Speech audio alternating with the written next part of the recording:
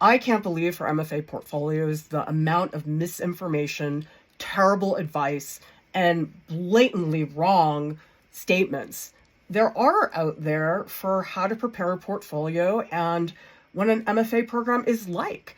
I work with a lot of students who are preparing their MFA portfolios, and one of them said to me the other day, oh, well, my artist statement, I read somewhere that it should be like a cover letter that I'm writing for the job, which is so far from what any artist statement is supposed to be. And I feel so frustrated for a lot of students that a lot of them are being led down the wrong path because they have the wrong information. So make sure if you're preparing your MFA portfolio that you're talking to people who have up-to-date advice, who have that experience. I worked with MFA students at School and Museum of Fine Arts, at RISD. Make sure you've got a good source for that information.